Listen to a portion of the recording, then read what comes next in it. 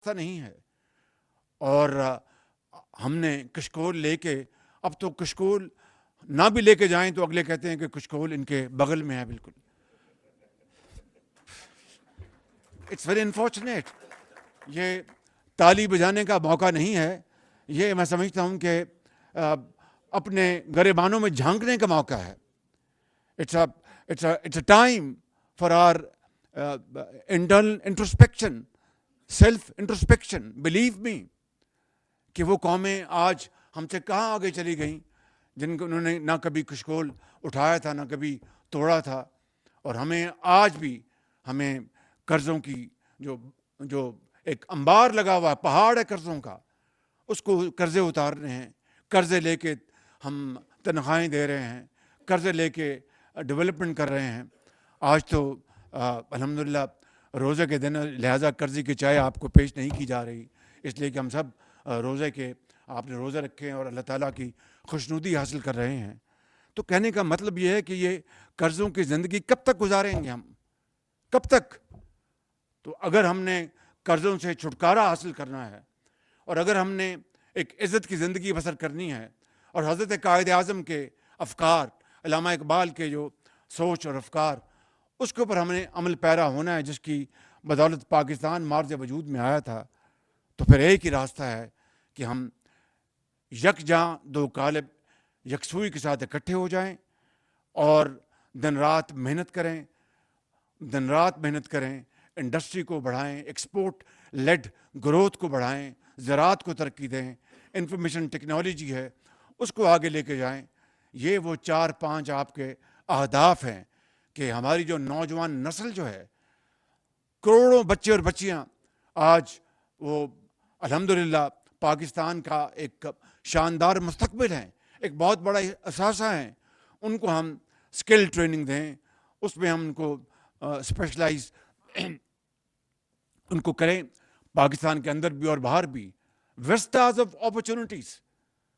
اور I T وہ sector ہے جو زراعت کے ساتھ پاکستان کی جو معیشت ہے اس کا پہیہ بہت تیزی سے گھما سکتا ہے. اس لیے آج ہم نے آئی ٹی کے بھی یہاں پر جو ہمارے جو عظیم جو معمار ہیں ان کو بھی ہم نے دعوت دی. تو یہ تھا اور یہ ہے وہ مقصد آج کی اس محفل کا. اور میں اس بارے میں یہ سمجھتا ہوں کہ ہم نے جہاں پر بجلی، جہاں پر پیٹرولیم، گیس کے بڑے ایک کمپلیکیٹڈ ایشوز ہیں، وہ فیڈرل لیول پر بھی اور انٹر پروونشل لیول پر بھی، ان کو ہم نے ریزالو کرنا ہے. آپ ہمیں مشورے دیں گے، میں میٹنگز برابر کر رہا ہوں انشاءاللہ، اور اس کے نتیجے میں ہم اللہ تعالیٰ کے فضل و کرم سے اپنی پالیسیز تیزی سے ان کے اوپر امپلیمنٹ کریں گے. دن رات جب سے میں نے یہ حلف اٹھایا، آج 25 دن سے زیادہ ہو گئے ہیں، مجھے اور کوئی کام نہیں ماں سوا اس طرح کہ ہم نے معیشت کو کس طرح ٹھیک کرنا ہے، قرضوں سے کس طرح نجات حاصل کرنی ہے. آئی ایم ایف سے ہمارا اسٹینڈ بائی ایگریمنٹ، اس کے سیکنڈ اور لاسٹ ریویو ختم ہو گیا. اس کے نتیجے میں جو اسٹاف لیول ایگریمنٹ بھی ہو گیا، اور امید کی جانی چاہیے کہ اگلے مہینے جو آخری قسط وہ آ جائے گی. اور پھر ایک اور آئی ایم ایف پروگرام ہمیں کرنا ہے، اس کے بغیر گزارا نہیں. دیکھیے کہ Rome was not built overnight, اس کے لیے ایک راستہ، ایک روٹ ہے، وہ اختیار کرنا ہے. اور ساتھ یہ بات واضح رہنی چاہیے کہ آئی ایم ایف کے پروگرام کے ساتھ ہمیں گروتھ بھی کرنی ہے، ہمیں لوگوں کو جاب اپرچونیٹیز دینی ہے، ہمیں اس ملک کے اندر مہنگائی کا اس کو تدارک کرنا ہے. تو آئی ایم ایف پروگرام اگر ہے تو کس نے روکا ہے کہ زراعت کو آپ دگنا کر دیں؟ کس نے نہیں روکا. آئی ایم ایف کا اگر پروگرام ہے تو کس نے روکا ہے کہ آئی ٹی کے ایکسپورٹس آپ اپنا دن رات کوشش کر کے بڑھائیں؟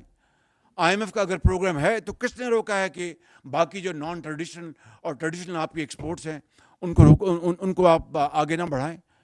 یہ دونوں چیزیں اکٹھی ہو سکتی ہیں. ضرور آئی ایم ایف کے پروگرام میں آپ کی کچھ لمیٹیشن ہوتی ہیں، لیکن آپ کی جو چیز آپ کے اختیار میں ہے اس کو آگے بڑھانے کے لیے ہم آئی ایم ایف کا بہانہ نہیں بنا سکتے.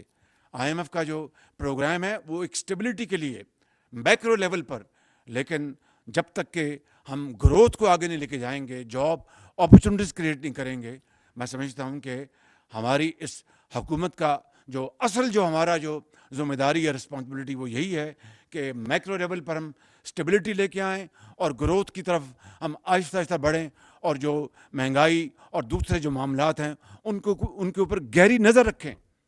تو یہ میں سمجھتا ہوں کہ اس کو ہم نے مل کر ہم نے کرنا ہے, اور اس کے لیے اللہ تعالیٰ کے فضل و کرم سے ہمارا جو پوٹینشیل ہے, یوتھ کا جو پوٹینشیل ہے, اس کو ہم پوری طرح ہم بروئے کار لائیں گے. ڈیفالٹ الحمدللہ اوارٹ ہوا.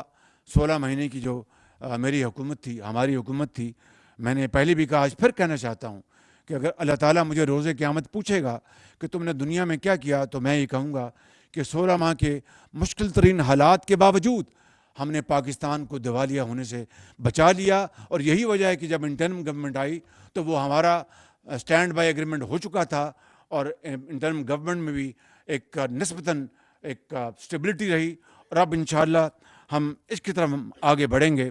تو میں آج اس تقریب کے حوالے سے اب یہ عرض کروں گا آپ سے کہ ایس آئی ایف سی ایک ادارہ بن چکا ہے, اور یہ ایس آئی ایف سی ہم نے پچھلی یہ 16 ماہ کے مہینے میں اس ادارے کو بنایا, اس کو قانونی شکل دی.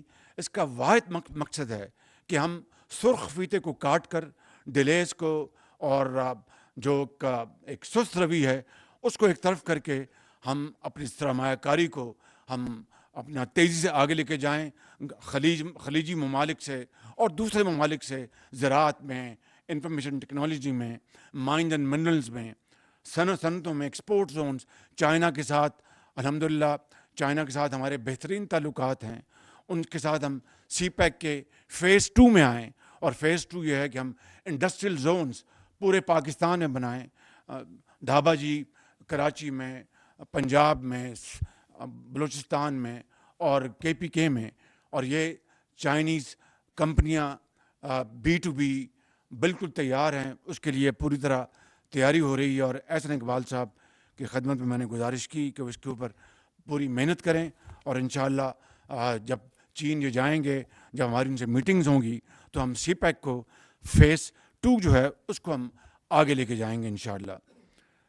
جو ایکسپورٹر جو ہیں ان کو آتے ہی میں نے جو ان کے اوور ڈیوز تھے 65 ارب روپے کے ریفنڈز وہ جاری ہو گئے.